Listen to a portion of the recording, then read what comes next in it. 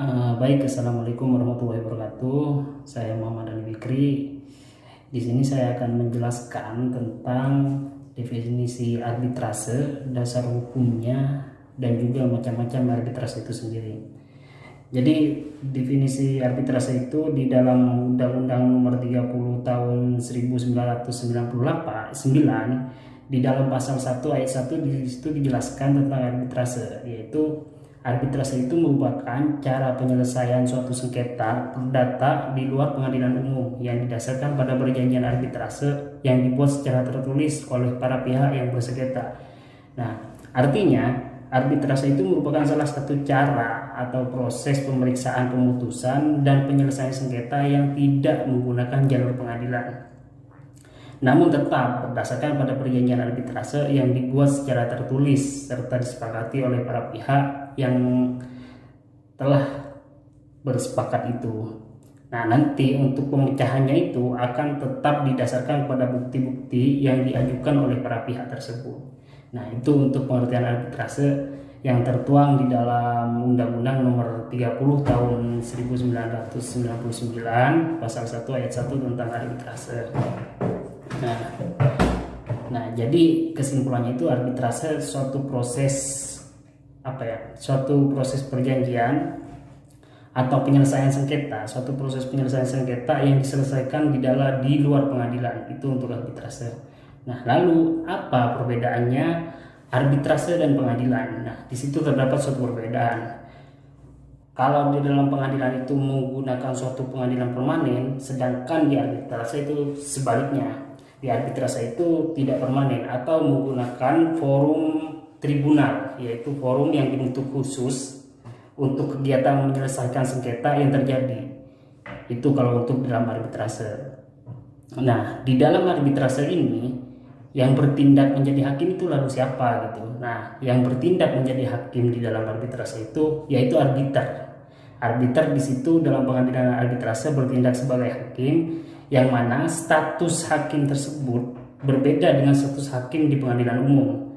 Kalau di pengadilan umum status hakim itu berstatus tetap, namun di dalam pengadilan arbitrase itu status hakim atau arbiter itu bersifat sementara atau tidak tetap. Dan pembentukannya itu hanya untuk dimasukkan menyelesaikan suatu kasus. Jadi pembentukannya itu hanya sementara. Jadi yang jadi hakim di dalam pengadilan arbitrase itu yaitu arbiter itu sendiri yang sifatnya itu tidak tetap. Nah, itu. Nah, untuk dasar hukumnya itu, dasar hukum arbitrase itu tertuang dalam Undang-Undang Nomor 48 Tahun 2009 tentang kekuasaan kehakiman.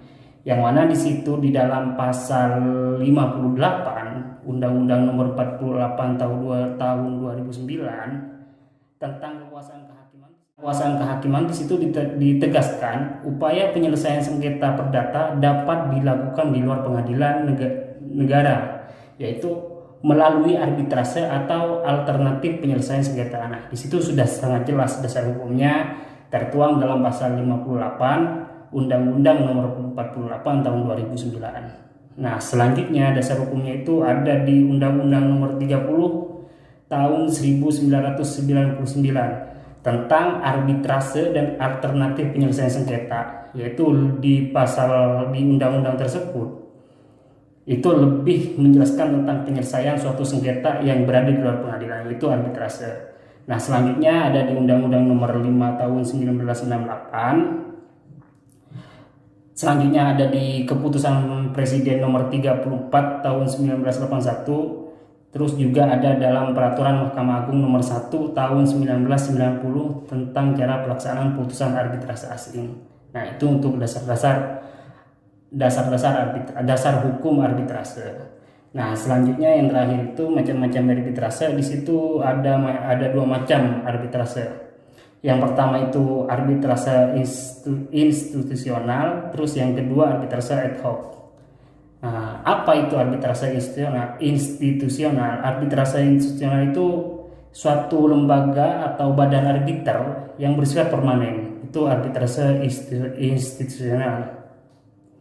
Yang mana keberadaannya ini dikelola atau diorganisasikan secara tetap.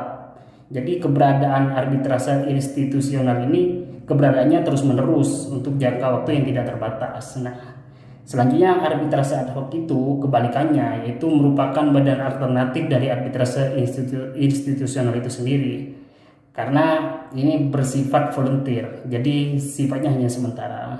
Nah, mungkin itu aja untuk penjelasan dari saya, kurang lebihnya mohon maaf. Assalamualaikum warahmatullahi wabarakatuh. Saya Ridho Yulistian dari kelompok 9, melanjutkan dari pengertian arbitrase dan macam-macam arbitrase. Saya akan menjelaskan tentang arbiter. Nah, sistem arbiter dalam arbitrase ini juga sangat penting. Jika arbitrase adalah wadah, maka arbitrator adalah orang yang ditunjuk dan diangkat melaksanakan fungsi dan kewenangan arbitrase. Dengan demikian, sistem arbiter dalam arbitrase ialah menyangkut permasalahan yang berkenaan dengan persoalan jumlah arbiter serta campur tangan pengadilan dalam pengangkatan arbiter. Nah, berbicara anggota pada arbiter ini terdapat pada pasal 615 ayat 1 RV. Pasal tersebut menyatakan bahwa hukum memperkenankan kepada siapa saja yang terlibat dalam sengketa untuk menyerahkan penyelesaian kepada seseorang atau beberapa orang arbiter. Nah, konsekuensi hukum bagi para arbiter jika dia tanpa alasan yang sah tidak memberikan putusan dalam jangka waktu yang telah ditentukan, maka arbiter dapat dihukum untuk mengganti biaya dan kerugian yang telah diakibatkan karena kebatalan tersebut kepada para pihaknya. Nah, kemudian saya akan menjelaskan tentang hak dan kewajiban arbiter. Yang pertama, ia harus independen atau menunjukkan sikap tidak memihak terbuka maupun tertutup. Selanjutnya ada harus menyampaikan para pihak dan tentunya kepada lembaga atau institusi di mana ia terdaftar. Selanjutnya tentang hak dan kewajibannya, yaitu terkait untuk menerapkan tata cara secara wajar, menghargai dan menghormati prinsip perlakuan yang tidak memihak. Selanjutnya tentang hak dan kewajiban, itu adalah menyelesaikan dan memberi putusan dalam waktu sesingkat-singkatnya dan sesuai dengan jangka waktu yang telah ditetapkan. Lalu ada apa? Lalu itu adalah memelihara konfidensialitas para pihak juga setelah diterbitkan keputusannya. Nah, tentang hak dan kewajiban ini, konsekuensi seorang arbiter dalam memeriksa dan memutuskan perkara yang menjadi kewajibannya adalah bahwa dia harus menyelesaikan perkara yang tengah dia hadapi dalam jangka waktu yang telah ditentukan, yaitu 180 hari. Dengan perpanjangan waktu itu 60 hari. Jika dalam waktu yang telah ditentukan tersebut menyatakan tidak mampu untuk menyelesaikannya, maka oleh undang-undang arbiter tersebut diganjar untuk mengembalikan semua biaya yang telah dikeluarkan oleh para pihak dalam rangka menggelar perkara yang dihadapi secara arbitrase ini. Nah, itu adalah penjelasan tentang arbiter. Kemudian saya akan menjelaskan tentang kelebihan dan kekurangan arbitrase. Pada umumnya, lembaga arbitrase mempunyai kelebihan dibandingkan dengan lembaga peradilan umum, yaitu apa aja sih? Yang pertama adalah sidang arbitrase adalah tertutup dan dijaga kerahasiaannya, sengketa para pihak dijamin. Selanjutnya itu kedua ada kelambatan yang diakibatkan oleh hal administratif dapat dihindari. Selanjutnya yang ketiga ada para pihak yang bersengketa dapat memelihara arbiter yang menurut keyakinan mempunyai pengalaman, pengetahuan jujur dan adil, serta latar belakang yang cukup mengenai masalah yang disengketakan. Yang keempat, ada sikap arbiter atau majelis arbiter. Dalam menangani perkara arbitrase didasarkan pada sikap yang mengusahakan terhadap para pihak yang bersengketa. Yang kelima itu ada pilihan hukum untuk menyelesaikan sengketa serta proses dan tempat penyelenggaraan arbitrase dapat ditentukan oleh para pihak. Nah, yang terakhir ini, di dalam proses arbitrase, arbiter atau majelis arbitrase hukum harus mengutamakan perdamaian di antara para pihak yang bersengketa. Nah, seperti dikemukakan, bahwa arbitrase memang memberikan beberapa keuntungan kepada yang menggunakannya, antara lain kerahasiaan, waktu yang cepat, tidak mahal, efisien, proses tertutup, dan memberikan keluasan berproses. Oleh karena itu, para pihak memberikan wewenang untuk menentukan berpartisipasi langsung dalam proses, dan arbiter yang berpartisipasi umumnya memiliki pengetahuan yang lebih luas mengenai permasalahan dibanding para hakim. Samping itu, faktor kerahasiaan juga ada karena tidak ada kewajiban untuk mempubliknya atau memberi tahu kepada yang lain tentang keputusan arbitrase ini. Sehingga dengan adanya kerahasiaan, nama baik dan marwah kita, para pihak yang berperkara atau terlindungi, akan terlindungi, tetapi arbitrase sendiri juga memiliki kekurangan dan kelemahannya. Selain kelebihan-kelebihan tersebut di atas, terdapat juga kelemahan arbitrase, yaitu apa aja? Yang pertama itu putusan arbitrase ditentukan oleh kemampuan teknis arbiter untuk memberikan putusan yang memuaskan dan sesuai dengan rasa keadilan para pihak. Selanjutnya itu ada apabila pihak yang kalah tidak mau melaksanakan putusan arbitrase, maka diperlukan perintah dari pengadilan untuk melakukan eksekuensi atas putusan arbitrase tersebut. Yang ketiga itu para pihak praktiknya pengakuan dan pelaksanaannya putusan arbitrase asing masih menjadi hal yang sulit. Yang terakhir itu ada pada umumnya pihak-pihak yang bersengketa di arbitrase adalah perusahaan-perusahaan besar. Oleh karena itu, untuk mempertemukan kehendak para pihak yang bersengketa dan membawanya ke badan arbitrase tidaklah mudah. Nah, meskipun arbitrase menyandang berbagai keuntungan, namun di dalam praktiknya ini memiliki kelemahan-kelemahan seperti halnya yang telah sebutkan tadi. Dan kelemahan lainnya pula seperti jadwal menjadi panjang dan mengakibatkan biaya yang membuat jadwal terlambat. Juga terkadang fasilitasnya pun, kualitas dan fasilitas keputusan karena itu tidak adanya keharusan akan adanya presiden hukum atau legal presiden atau ketertarikan kepada putusan arbitrase sebelumnya. Nah, itu salah satu dari kelebihan dan kekurangan arbitrase. Sekian dari saya, mungkin akan dilanjutkan oleh peserta selanjutnya. Bismillahirrahmanirrahim. Assalamualaikum warahmatullahi wabarakatuh. Perkenalkan, nama saya Nurul Fikri Al-Mufid. Saya akan melanjutkan materi yang telah disampaikan oleh kawan saya sebelumnya. Berikut adalah materi yang akan saya sampaikan adalah beracara dalam arbitrase. Disebutkan dalam pasal 31 ayat 1 Undang-Undang Nomor 30 tahun 1999 menyatakan bahwa para pihak dalam suatu perjanjian yang tegas dan tertulis bebas untuk menentukan acara arbitrase yang digunakan dalam pemeriksaan sengketa sepanjang tidak bertentangan dengan ketentuan dalam undang-undang. Disebutkan juga dalam ayat 3 dalam hal para pihak telah memilih acara arbitrase sebagaimana dimaksud dalam ayat 1.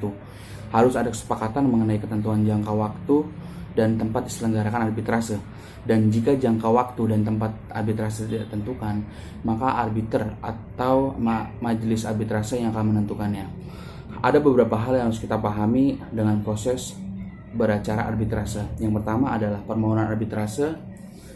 Yang kedua ada tempat arbitrase, pilihan hukum dan bahasa, masalah penunjukan arbiter, kewenangan arbiter, putusan arbiter, dan biaya arbitrase. Yang pertama adalah permohonan arbitrase. Proses beracara dalam arbitrase dimulai dengan pendaftaran surat permohonan untuk mengadakan arbitrase. Contohnya akan dijabarkan permohonan dalam registrasi BANI, di mana surat permohonan arbitrase tersebut didaftarkan pada sekretariat BANI dan ada beberapa yang harus dimuat dalam surat permohonan. Yang pertama adalah nama lengkap dan tempat tinggal kedua belah pihak, yang kedua adalah uraian singkat tentang duduknya sengketa, dan yang ketiga adalah apa yang dituntut. Pada surat permohonan harus dilampirkan salinan naskah atau akta perjanjian yang secara khusus menyerahkan putusan yang memuat klausul arbitrase. Apabila permohonan diterima, sekretariat akan mendaftarkan permohonan dalam register BANI dan seorang atau lebih sekretaris akan ditunjuk untuk membantu administrasi perkara tersebut. Dan sekretaris harus menyampaikan satu salinan permohonan arbitrase dan dokumen-dokumen lampirannya kepada termohon, dan termohon wajib menyampaikan tanggapan tertulis dalam jangka waktu paling lama 30 hari. Dan yang kedua adalah tempat arbitrase. Secara umum, jika para pihak menentukan sendiri tempat langsungnya sidang, hal itu akan ditetapkan dengan aturan arbitrase yang telah dipilih oleh para pihak. Jadi ketentuan badan arbitrase itulah yang akan diberlakukan. 2. Tempat arbitrase. Secara umum, jika para pihak tidak menentukan sendiri tempat berlangsungnya sidang, hal itu akan ditetapkan dengan aturan arbitrase yang telah dipilih oleh para pihak. Jadi ketentuan-ketentuan badan arbitrase itulah yang akan diberlakukan. Di sini tempat arbitrase sangat penting karena menyangkut kelancaran jalannya sidang arbitrase. keterangan saksi-saksi, dan pertemuan-pertemuan konsultasi di antara anggota majelis arbitrase. Dalam praktek, tempat arbitrase biasanya ditentukan di tempat yang netral, yang bukan merupakan tempat kedudukan masing-masing, kecuali dari salah satu pihak mempunyai posisi tawar-menawar yang lebih kuat. Tempat arbitrase mengandung dua pengertian. Yang pertama adalah tempat di mana putusan arbitrase dibuat, dan kedua adalah tempat di mana putusan arbitrase dilaksanakan. Tempat arbitrase disebutkan secara tegas dalam perjanjian karena hal itu akan menyangkut nasionalitas dari keputusan arbitrase.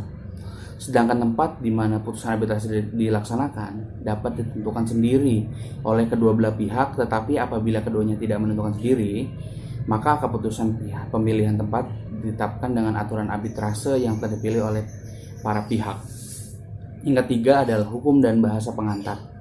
Pada dasarnya, hukum yang dipakai untuk menyelesaikan sengketa adalah hukum yang dipilih oleh para pihak. Hukum dari negara tertentu yang dipilih oleh para pihak merupakan hukum substantifnya dan bukan kaidah-kaidah hukum perdata internasionalnya. Jadi ada dua jenis hukum yang akan kita jumpai dalam proses penyelesaian sengketa melalui arbitrase. Yang pertama adalah hukum formil, yaitu aturan-aturan dari badan arbitrase yang dipilih oleh para pihak untuk menentukan prosedur arbitrase. Dan yang kedua adalah hukum material, yaitu aturan-aturan hukum substantif yang dipilih oleh para pihak untuk menentukan hak dan kewajiban mereka. Hukum dan bahasa dari tempat penyelenggaraan arbitrase tidak serta-merta dipakai untuk menyelesaikan sengketa. Hukum dan bahasa yang berlaku tergantung pada pilihan hukum dan pilihan bahasa yang disepakati oleh para pihak dalam perjanjian arbitrase maksudnya. Contohnya dalam proses penyelesaian sengketa secara arbitrase, pemeriksaan perkara dilakukan di Jakarta dengan menggunakan bahasa Inggris dan memanfaatkan hukum Jepang.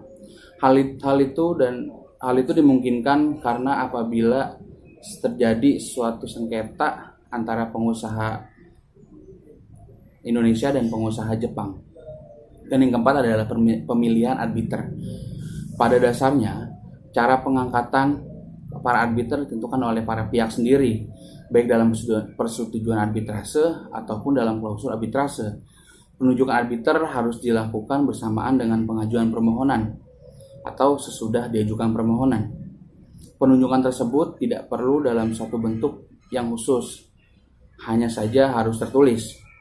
Di dalam pasal 12 ayat 1 Undang-Undang Nomor 30 Tahun 1999 yang dapat ditunjuk atau diangkat sebagai arbiter adalah yang pertama adalah cakap hukum atau cakap melakukan tindak hukum.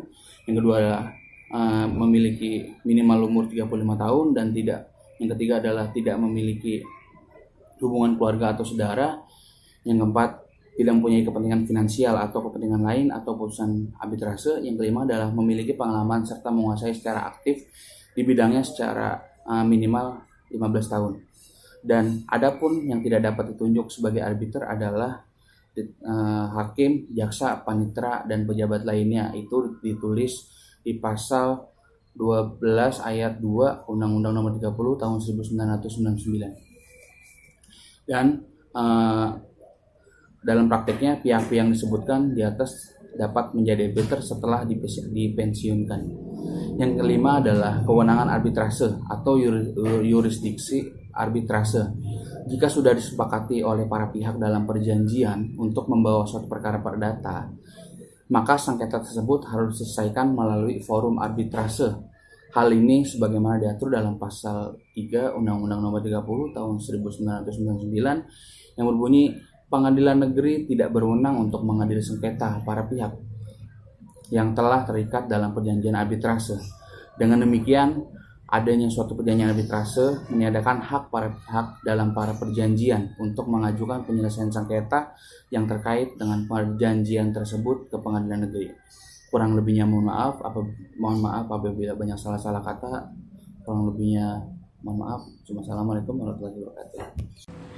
Baik, bismillahirrahmanirrahim. Assalamualaikum warahmatullahi wabarakatuh. Nama saya Selda Mustika Burhanuddin. Saya akan melanjutkan materi yang telah disampaikan oleh teman-teman saya sebelumnya. Materi yang akan saya sampaikan adalah hal-hal yang bersangkutan, hal-hal yang perlu diperhatikan jika melalui jalur arbitrase dan putusan arbitrase. Yang pertama adalah hal-hal yang perlu diperhatikan jika melalui jalur arbitrase. Penting untuk mengetahui hal-hal yang perlu diperhatikan oleh para pihak yang bersengketa untuk melakukan proses arbitrase ini, karena selain dapat menghemat proses waktu, juga dapat menghemat biaya. Terdapat 5 hal yang perlu diperhatikan apabila akan melakukan penyelesaian sengketa melalui jalur arbitrase. Yang pertama adalah penting untuk mengetahui kapan para pihak akan melakukan proses arbitrase, dan ini juga menyangkut keuangan atau finansial, karena semakin lama proses arbitrase tersebut, maka akan semakin banyak pula biaya yang dikeluarkan. Lalu yang kedua adalah persiapan sebelum mengajukan permohonan arbitrase. Lalu yang ketiga adalah pemilihan arbiter. Penting untuk pemilihan arbiter karena untuk menghindari terjadinya adanya konflik antara pihak yang bersengketa dan arbiter tersebut. Lalu yang keempat dan kelima adalah pemilihan saksi dan ahli. Tidak semua orang dapat dijadikan saksi dan tidak semua sengketa memerlukan ahli. Dan untuk suatu penyelesaian, semakin banyak jumlah saksi maka akan semakin memperpanjang proses arbitrase tersebut, karena semakin banyak saksi maka proses tersebut akan semakin lama. Lalu, syarat utama berlangsungnya suatu arbitrase adalah perjanjian dari para pihak untuk menyelesaikan sengketa melalui arbitrase. Karena apabila tidak adanya perjanjian ini, maka arbitrase tersebut tidak akan dilaksanakan. Lalu, pemaparan selanjutnya adalah putusan arbitrase. Menurut pasal 3 Konvensi New York tahun 1958 menyatakan bahwa pelaksanaan eksekusi putusan arbitrase dilaksanakan sesuai dengan ketentuan hukum acara yang berlaku di pengadilan di wilayah negara mana permohonan eksekusi tersebut diajukan.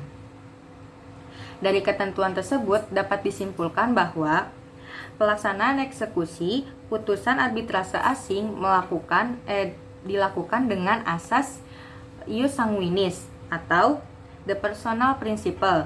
Yang lazim kita ketahui adalah asas personalitas. Lalu pada pasal 54 Undang-Undang Nomor 30 Tahun 1999 ditentukan syarat isi putusan arbitrase.